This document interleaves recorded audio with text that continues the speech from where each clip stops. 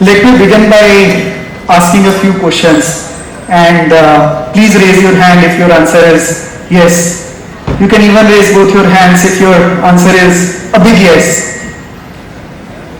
So have you noticed yourself getting caught in thoughts while walking, eating, driving, or even while listening to somebody, and suddenly realizing as if you have woken up from a dream? Alright, thank you. Have you reacted strongly to something trivial because of a negative emotion like anger, irritation, jealousy, fear, and later realizing the futility and uselessness of your reaction? Nice. Do you often find yourself occupied with worrying or anxiety about the future?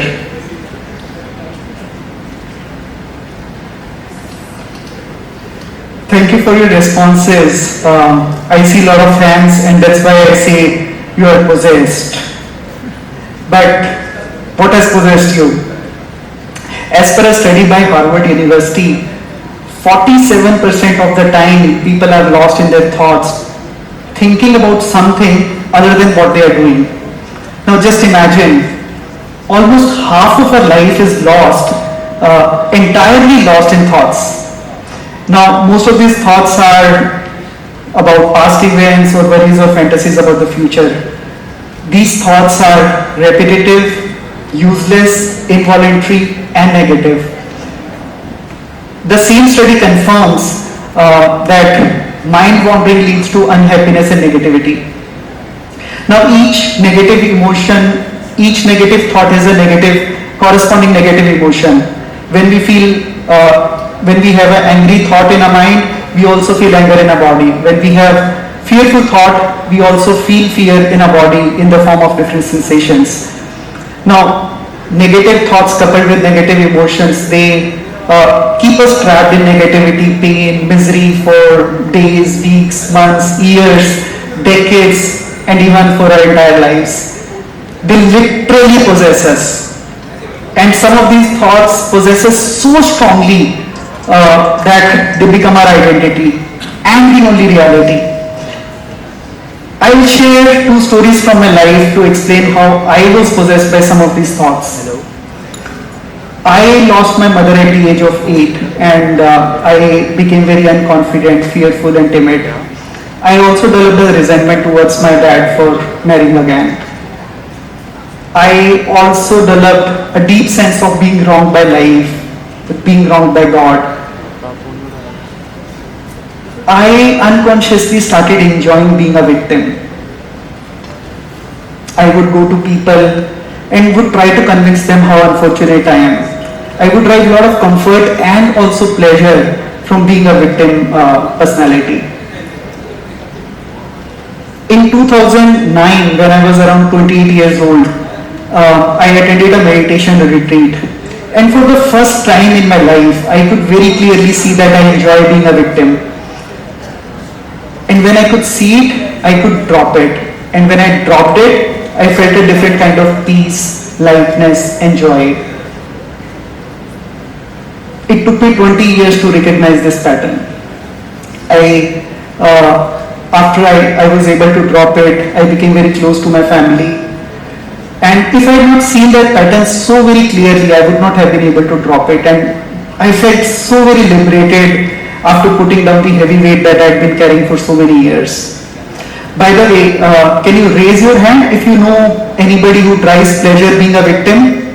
He or she may be a family member, somebody from the network. Anybody knows a victim personality? Wow, so many victims roaming around in this world. It's relatively easy to see this dysfunction in others. It's very, very difficult to see it in ourselves. I'll share another story from my life, from my day-to-day life and work life.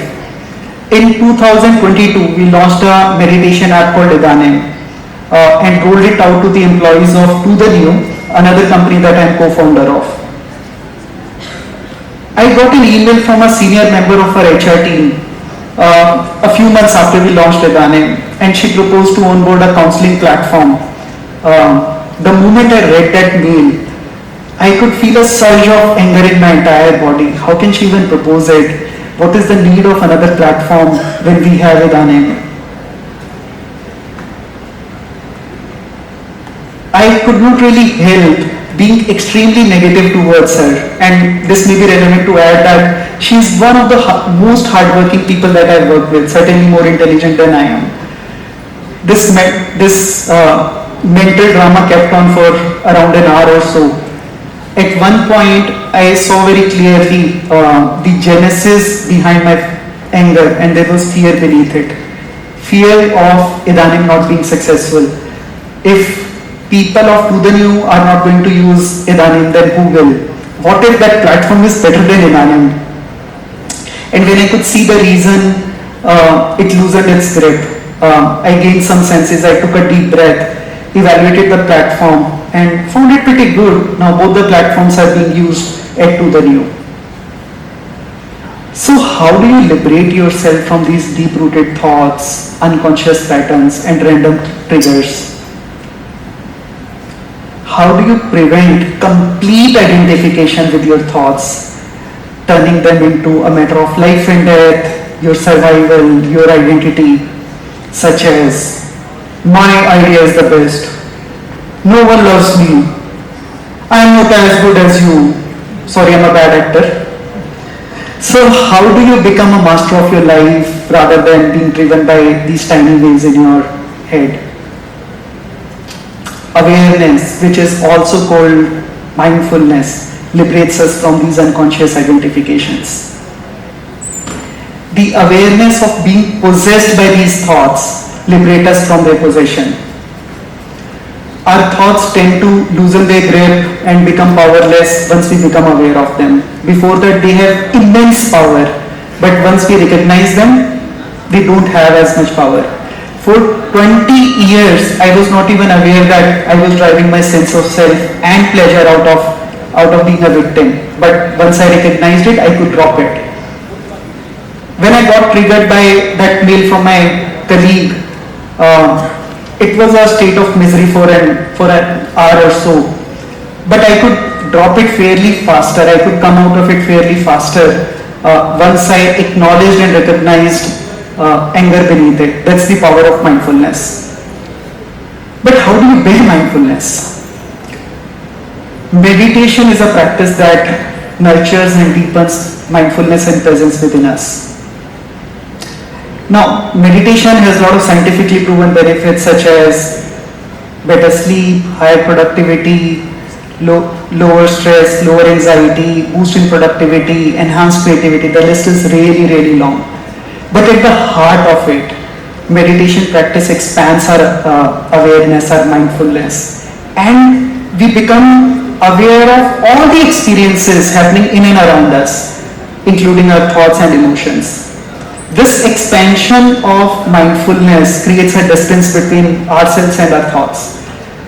If I take a look at a picture which is too close to my eyes, I will not be able to see it. If it is, it requires a bit of a distance in order to see it holistically. Now this expansion of awareness creates that distance between ourselves and our thoughts. And our actions come out of a place of wisdom and clarity, not reactivity. Because of this space of awareness, there is a choice. This is a space of mindfulness, awareness, consciousness, beingness, presence, peace, soul, or God, whatever you want to call it.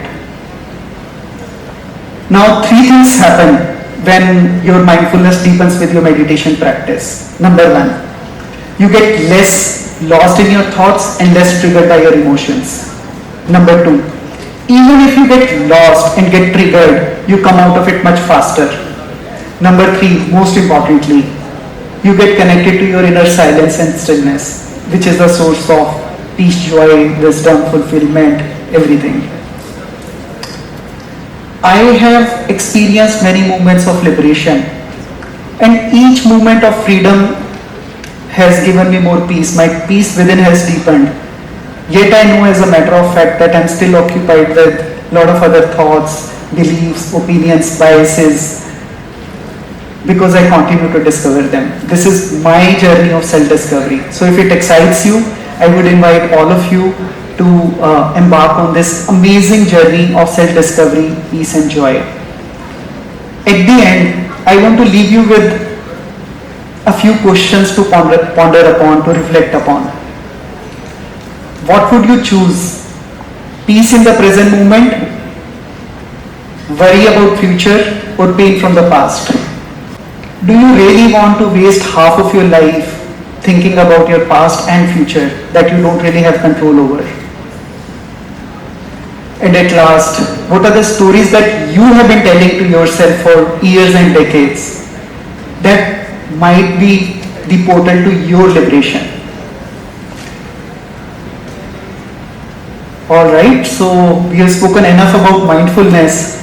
Do we want to experience it? Let's do a short meditation. So I invite you to sit slightly alert yet relaxed, maybe slightly upright. It's a very short meditation. Alert yet relaxed. And whenever you're ready, you can close your eyes. Gently close your eyes. Relax your forehead.